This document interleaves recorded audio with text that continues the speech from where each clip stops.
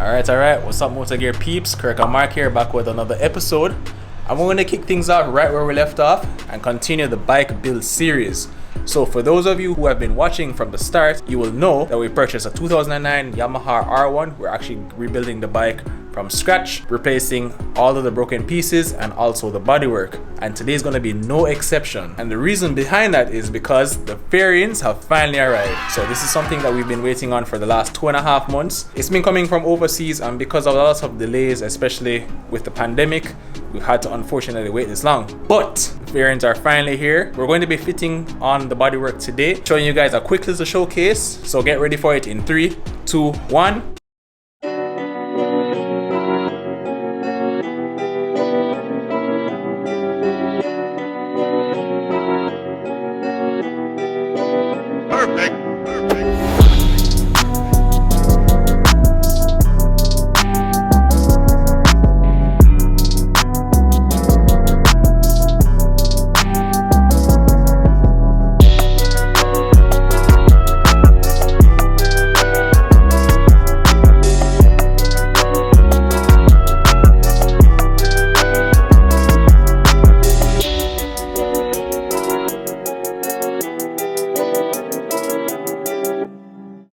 Alright, there you guys have it. Hope you enjoyed that little showcase. I'm really glad that the fairings finally showed up in the condition that we was hoping for the most part. But now let's show you guys a little bit of detail in terms of how they actually look. When we ordered these fairings, I really didn't know what to expect in terms of the overall quality and even the design, but man, like, it really came out a lot better than I was expecting. For the most part, you can get a good idea of what it will look like once it's on the bike. We did go with a movie star theme for this one. Kind of wanted to keep the same Yamaha theme. You know, I think this design really is going to complement the looks of the bike. The colors are a little bit loud, which we're kind of going for. Kind of has a AGV theme, and yeah, overall very good design, very good paintwork. Now we did have a few issues when we received the fairings. I'll actually go over those in a second, but honestly, overall, just based on my observation, I'd probably give these a 9.5 out of 10. Now that number might go up or go down depending on what the fitment is like once we actually put it on the bike, but so far really like the way these came out. The main issues we really encountered with these fairings were obviously broken pieces. You know, when you order anything from overseas, you kind of run the risk of pieces getting damaged during shipment. This one is the worst one out of the bunch. This is the front fender. As you can see, it basically split down the middle. Kind of sucks, but we actually went ahead and ordered a replacement one that should arrive here sometime soon. You know, no big deal, we'll get that replaced.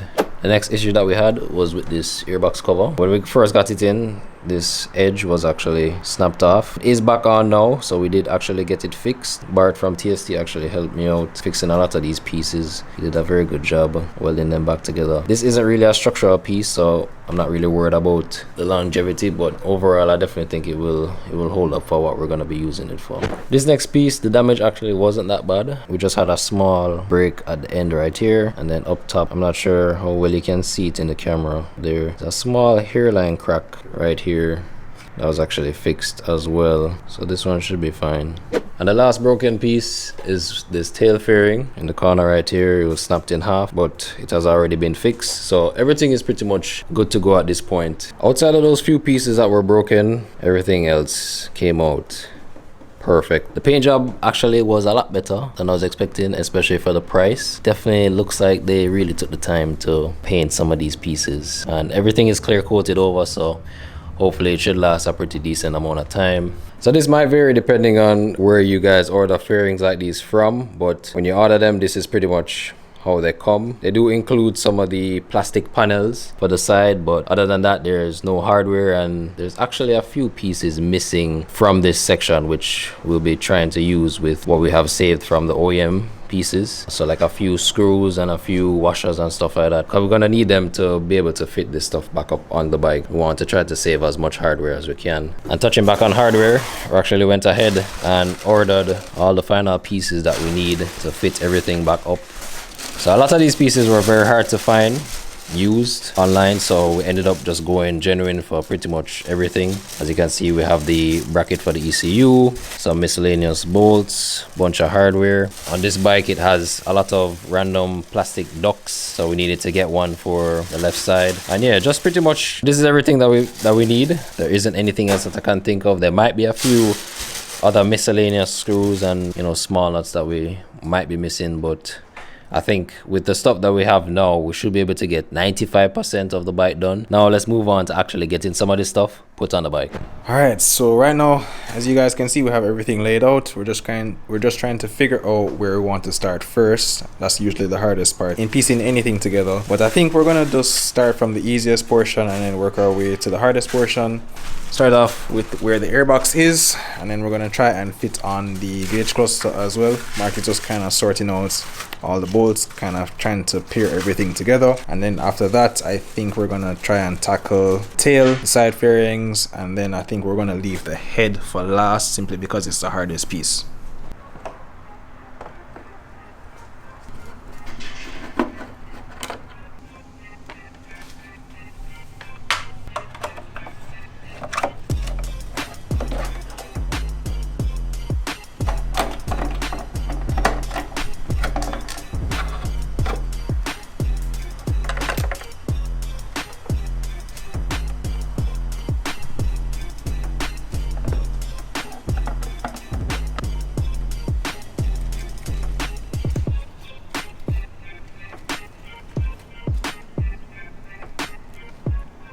So now we're gonna put on the seat cowl. We actually might wait to replace the tail fairing only because this one is already black, and we're gonna be doing some work in here, so we don't want to risk scratching up the new one. This is a seat cowl. Actually comes in 2 pieces. This one is actually broken as well, so we ended up fixing that. But overall, I definitely like the look, so let's see if it fits.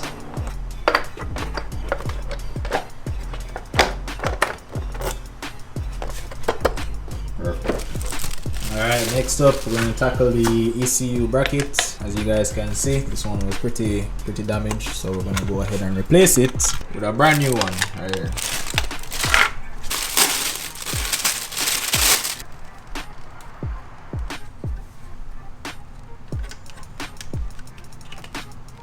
Looking good. Alright, so I think the next step is to move on to the belly pan. We're actually going to be using some of the stock hardware from the original belly pan right now. Mark's just removing some of the grommets, and we're going to be putting them on this. And then also there is a factory heat shield film that comes on it. The kit actually came with some, so we're going to be putting that on it right here as well, to make sure that when it's on the bike, because it's so close to the headers, there's no issues with it melting.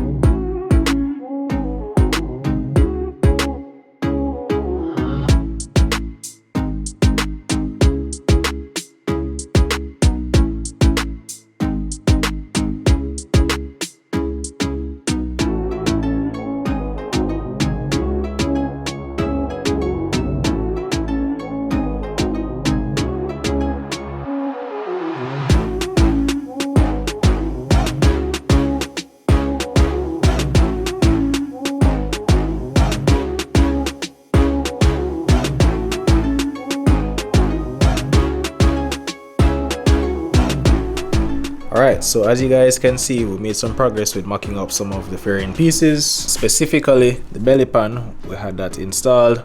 Also this little side piece right here. We got the tank part for the airbox cover, and we were also able to install this little side piece right here. This is the air duct that leads directly to the airbox itself. We mocked it up, everything seems to fit nicely.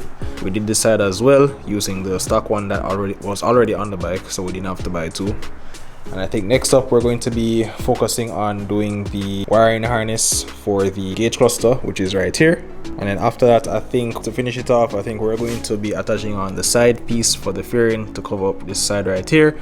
And then we're going to possibly do a mock-up for the headlight to make sure everything fits along with the gauge cluster. Yeah, to be honest, everything has been fitting pretty good so far. I really haven't run into any type of fitment issues, and we're very surprised about that, especially for aftermarket fairings. We're hoping that we don't get into any issues as far as fitment. As you can see, Mr. Mark here is trying to make sure that the gauge is fitted up correctly. You know, this is the factory gauge mounting up to a aftermarket gauge support or front fairing stay, so it's good. Yeah, as soon as Mark is finished tightening up everything, we're going to plug the wire harness in and give you guys a startup just to show you that the gauge works. We did test it a couple days ago, so we know it works, but we'll be able to show you guys exactly what it looks like. Let's go ahead and catch these angles for you.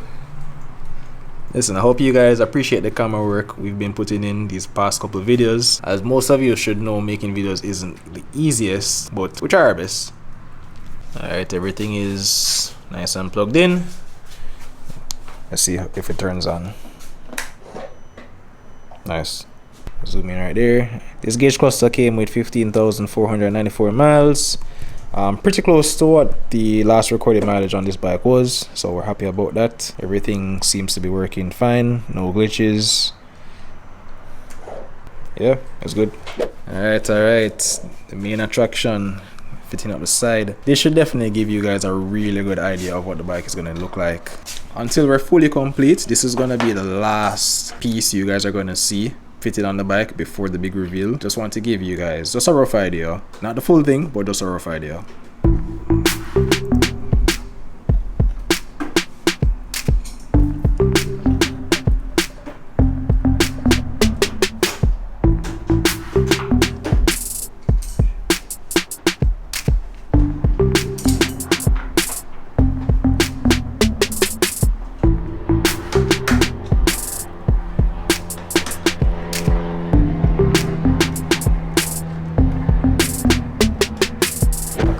Alright, there you guys have it.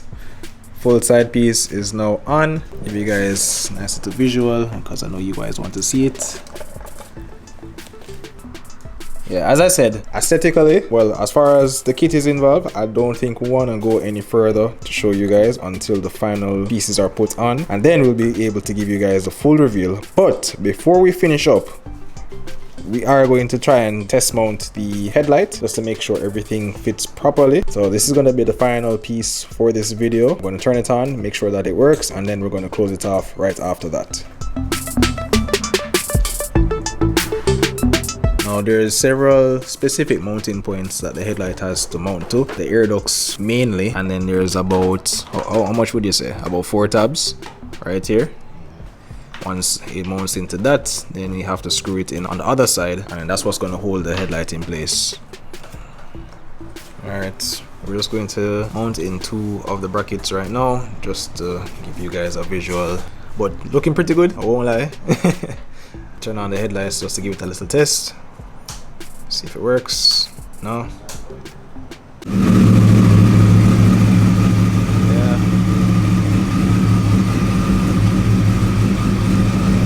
Pretty good.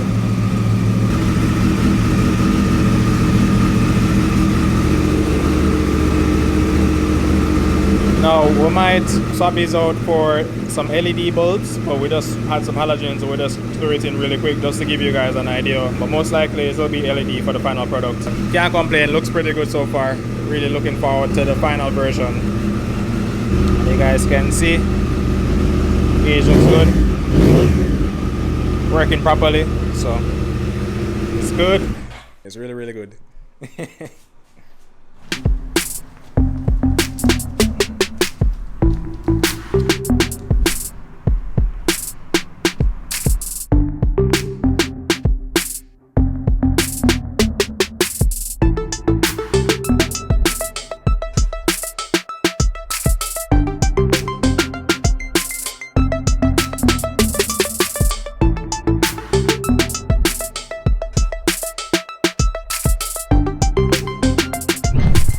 guys, so I think that's about does it for today's episode. I hope you guys are staying tuned. Thank you guys for watching all the episodes so far. And I think on the next episode, we're gonna do the final reveal for the R1. You don't want to miss it. Alright, it's been a lot of work. We're gonna get it done. Trust me, after that episode, it won't be the final one because there's still a little bit of small details that we need to address. But we'll be giving you all the updates in the next video to come. Thank you guys for tuning in. Make sure you like, share, and subscribe. Turn on your post notifications. You're not going to want to miss it. And as always, thank you guys for tuning in. And we out. Mark is throwing it in the zone, getting it in. Yeah, this thing is gonna be sick, yo. I won't lie. So ready.